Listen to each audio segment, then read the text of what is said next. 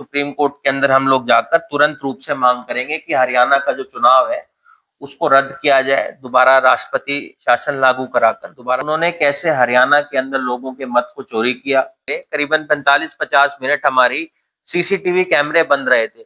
उस बात का जवाब अब तक हम लोगों को नहीं मिल पाया कि पर ये हम सब लोगों के लिए शर्म की बात है कि बहुत बार ऐसा होता है कि हमारा जो धारवेड़ा है, जो रेवाड़ी का पार्ट ही है, वो सबसे ज्यादा पोल्यूटेड देश के अंदर पाया जाता है। पिछले दिनों के अंदर राहुल गांधी जी ने एक हाइड्रोजन बॉम्ब नाम से एक प्रेस वार्ता करी थी और जिसमें उन्होंने पूरी तस्दीर के साथ बताया कि भाई किस तरह से हरियाणा के अंदर जो विधानसभा चुनाव हुए उसमें वोट चोरी हुई।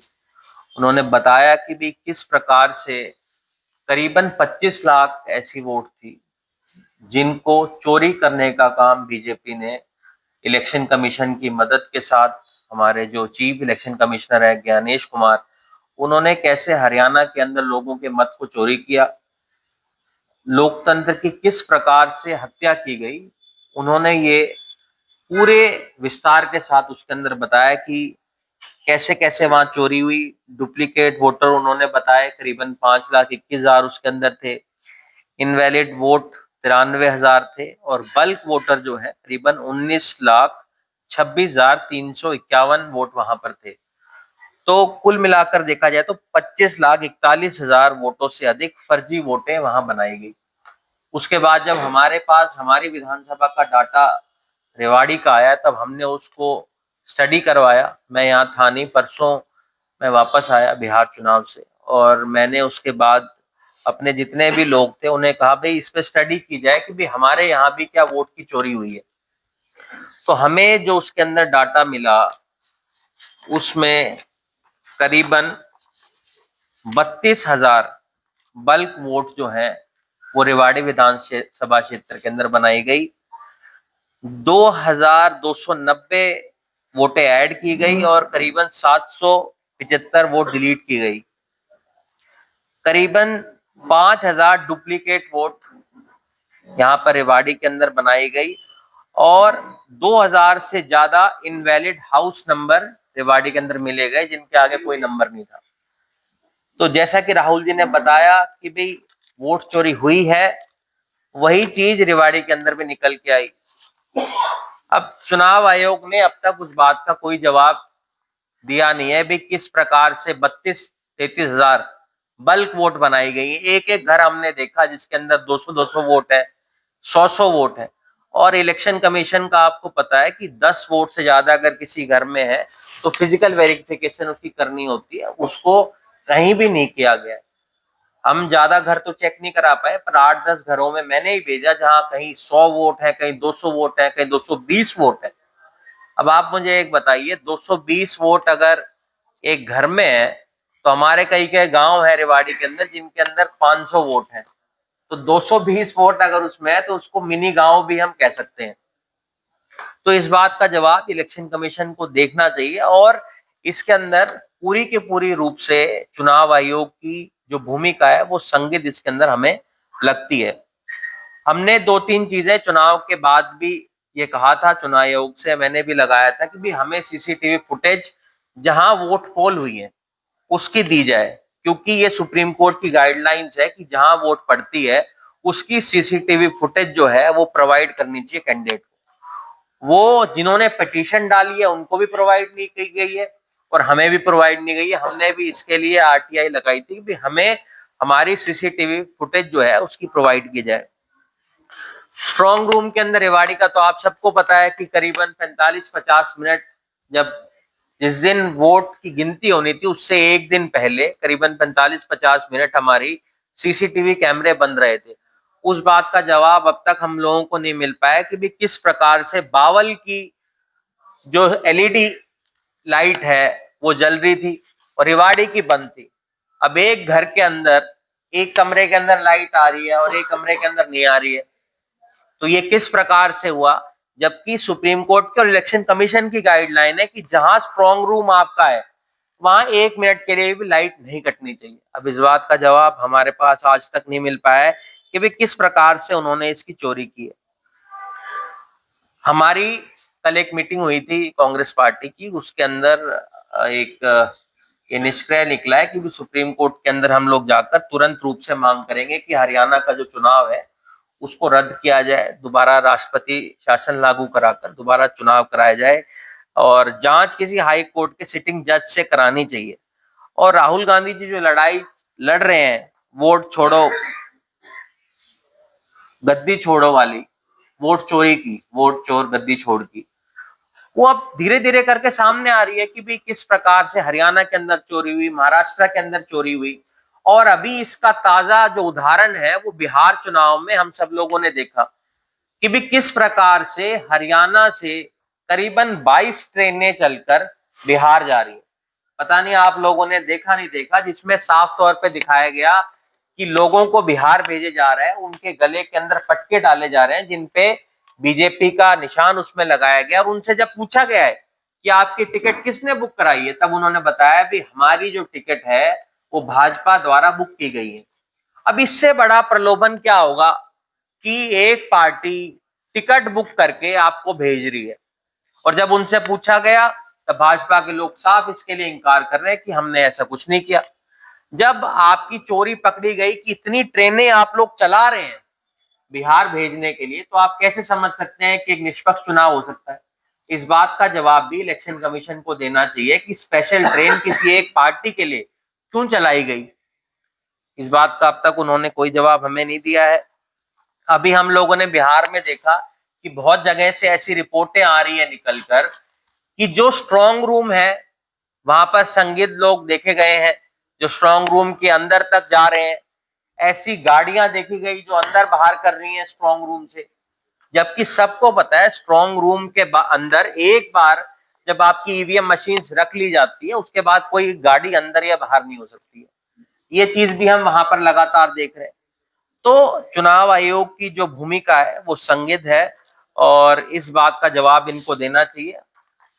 इसके साथ साथ दो तीन चीजें और हैं जो कि रेवाड़ी से रिलेटेड ही हैं।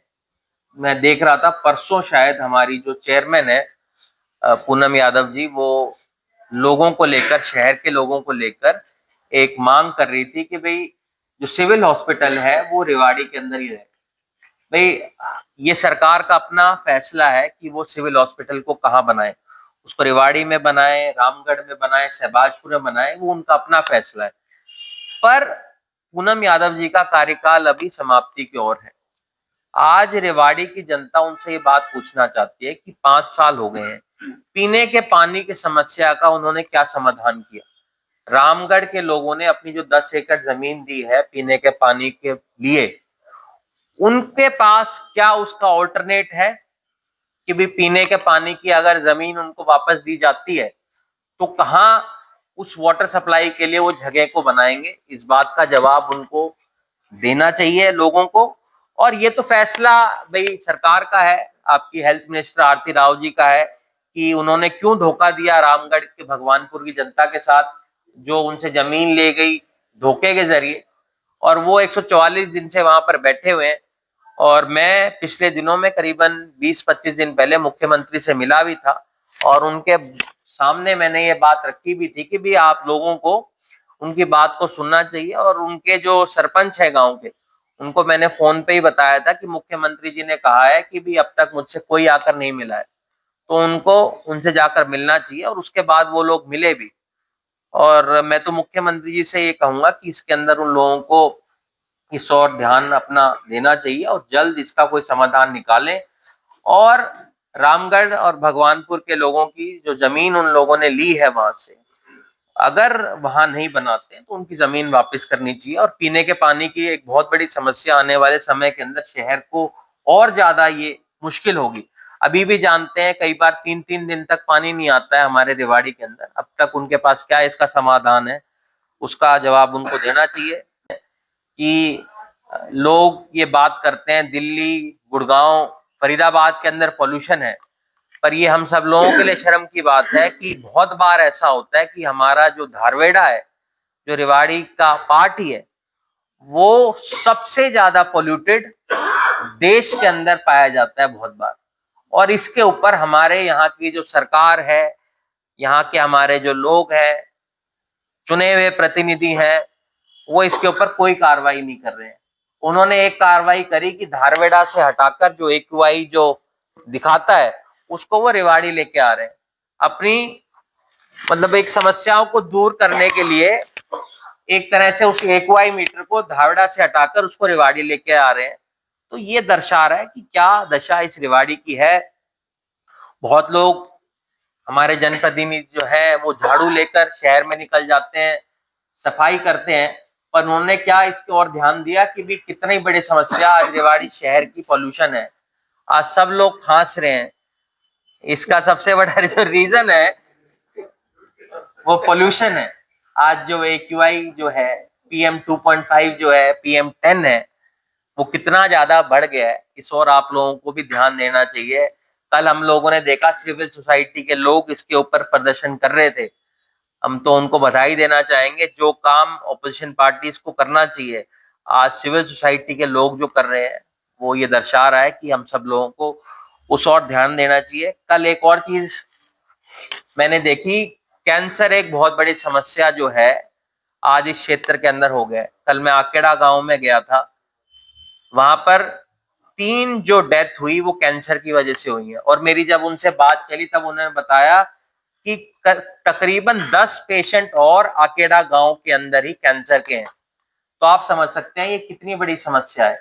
और इसका कारण सबसे बड़ा जो है ये जो गंदा पानी भिवाड़ी से आ रहा है, इसकी वजह से ये हो रहा है। इसका कोई समाधान अब तक सरकार नहीं निकाल पाई है। 11 साल हो गए इनकी सरकार बने हुए, अभी भी ये पिछली सरकारों पे इस बात का ठीकरा फोड़ते हैं। मुझे लगता है ट्रीटमेंट प्लांट को जल्द हमारे द्वारा भी बनाना चाहिए ताकि उस पानी को ट्रीट करके हम ड्रेन नंबर 8 में डालें।